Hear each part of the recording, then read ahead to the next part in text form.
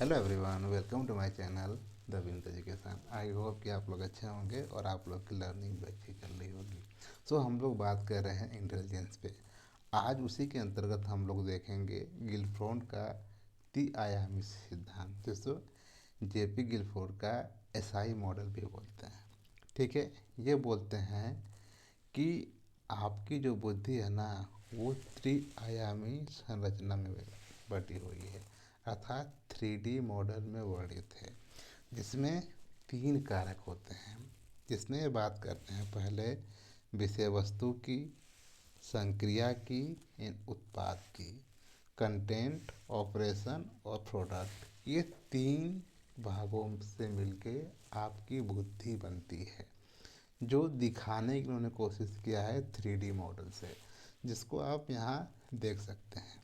ये है आपके गिलफोर्ड का त्रिआयामी सिद्धांत, जिसमें ये बोलते हैं कि ये जो बुद्धि है ना, ये छोटे छोटे जो बॉक्स हैं, इन बॉक्स से मिलके बनी होती है, जिसको ये तीन भागों में दिखाने की कोशिश की है। जिसमें ये बात करते हैं किसी विषय वस्तु की, संक्रिया की, एंड उसके बाद उत्पाद की। ठीक है, तो अब हम इसको देखेंगे और समझेंगे कि ये बुद्धि तीन भागों में बटी हुई है और कैसे एक दूसरे से एसोसिएटेड है, और कैसे हमारा मेंटल लेवल इन तीनों को एसोसिएट करके रेगुलेट करता है और हम चीज़ों को सीखते हैं। तो आइए शुरू करते हैं। तो जब हम बात करते हैं गिलफोर्ड के अनुसार बुद्धि की कि बुद्धि क्या है, तो ये बोलते हैं कि बुद्धि तीन आयाम में मिलकर बटी है, जिसमें तीन कारक होते हैं। पहला होता है आपका कंटेंट, ऑपरेशन, एंड देन उसके बाद द प्रोडक्ट। अब इसको समझिए। ये बोलते हैं कि बुद्धि जो है, उसको समझने के लिए पहले हम किसी चीज़ को विजुलाइज करते हैं। कोई कंटेंट होता है जिसको हम या तो विजुलाइज करते हैं, या तो ऑडिटरी करते हैं, सुनते हैं, या फिर सांकेतिक माध्यम में देखते हैं, सिंबॉलिक चीज़ों से, या फिर उसका मीनिंग निकालते हैं, सेमेंटिक, या फिर किसी के व्यवहार को हम देखते हैं, बिहेवियर। अब ये सारी जो चीज़ें हम लोग करते हैं, ये क्या होता है, ये एक आपका विषय वस्तु होता है, कंटेंट होता है। अब ये सारे आपके कंटेंट हैं, जो आपके सेंस ऑर्गन्स द्वारा आपके मेंटल लेवल तक पहुंचते हैं। अब आपने इन सारे जो कंटेंट है उसको आपने देख लिया, सुन लिया, अर्थ निकाल लिया, उसका सिंबल देख लिया, किसी का व्यवहार देख लिया।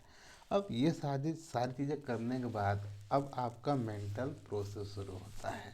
अब आप उस पर क्या करते हैं, संज्ञान करते हैं, सोचते हैं। जब आप सोचेंगे तो उससे कुछ ना कुछ निकल के आएगा, तो उसका आप अर्थ निकालेंगे। जब अर्थ निकालेंगे तो वो आपकी बन जाएगी मेमोरी। अब एजिटिव उस चीज़ों को आप रख लेंगे, या फिर उस पर और चिंतन करेंगे। तो अगर मान लीजिए कि आपने जो सोचा कि ये चीज़ सही है, जैसे मान लीजिए आपने देख लिया एप्पल को। ठीक, अब एप्पल से ही मिलती जुलती एक उसकी छोटी प्रजाति होती है बेर। आपने उसको देख लिया। अब दोनों आपने देख लिया तो आपने कहा कि ये दोनों एप्पल ही है, मतलब उसका छोटा रूप है। ठीक है, तो ये आपका क्या है, अब सारे चिंतन, कन्वर्जन थिंकिंग। लेकिन जब आप उसके गुण और दोष को, उसके साइज को, वेट को, उसके स्वाद को आप अलग अलग क्लासीफाई करके उस चीज़ को समझते हैं, तो वो होती है आपकी डाइवर्जेंट थिंकिंग। अब आप समझ गए हैं कि नहीं, ये एक दूसरे से सेम नहीं बल्कि एक दूसरे से अलग हैं। तो उसके बाद आप किसी न किसी निर्णय पे पहुंचते हैं, वो होता है आपका इवैल्यूएशन। अब आपका जो निर्णय आया, अब आपको कोई पूछेगा कि बैर की विशेषता क्या है, सेब की विशेषता क्या है, कि तो उसके बाद आप उसको बता पाएंगे। तो आप क्या करेंगे, अपने साइड से प्रोडक्ट करेंगे अपने आइडिया का। तो अब आप जो वो आइडिया बताएंगे, वो हो सकता है एक यूनिट में हो, एक वर्ग में हो, या एक रिलेशन में हो, कि कैसे एक दूसरे से दोनों जुड़े हैं और कैसे एक दूसरे से दोनों अलग हैं। ठीक है, या फिर वो एक सिस्टमेटिक हो, आप अपनी बातों को सिस्टमेटिक तरीके से रखें। आप जो भी चीज़ें जो है कि प्रोडक्ट करें अपने थॉट का, वो एक सिस्टम में हो, ठीक है। वो हो सकता है कि वो ट्रांसफॉर्म हो, आपके आइडिया किसी और आइडिया से एसोसिएट हो, या चेंज भी हो सकते हैं आने वाले समय में। आपने उससे जुड़ी कुछ और चीज़ें देख ली तो आप उसको और अच्छे तरीके से क्लासिफाई कर सकते हैं, उसको और अच्छे तरीके से रिलेट करके बता सकते हैं, और इस तरीके से आप अपने आइडिया को इम्प्लीफाई कर सकते हैं। तो ये तीन तरीक़ों से मिलके आपकी बुद्धि बनी है। ये तीन जो तरीके हैं, एक तीन तरीके आपस में एसोसिएट होते हैं, तब जाके आपकी बुद्धि रेगुलेट करती है, तब आपको कुछ नया सीखने को मिलता है, ठीक है। तो आई होप कि आपको ये समझ में आ गई होंगी। एक बार फिर समझ लेते हैं। इनके अनुसार बुद्धि जो है वो तीन कारक से मिलकर बनी है, जिसको ये बोलते हैं 3D मॉडल। इसको एसआई मॉडल भी बोलते हैं। ये बोलते हैं कि बुद्धि के पीछे तीन कारक मुख्य भूमिका निभाते हैं। पहला होता है आपका कंटेंट, दूसरा ऑपरेशन, एंड थर्ड होता है आपका प्रोडक्ट। आप अपने सेंसरी ऑर्गन्स द्वारा चीज़ों को देखते हैं, सुनते हैं, उसको सिंबॉलिक चीज़ों को देखते हैं, सांकेतिक चीज़ों को देखते हैं, उसका सिमेंटिक अर्थ निकालते हैं, या फिर किसी किसी के व्यवहार को देखते हैं, विजुलाइज करते हैं।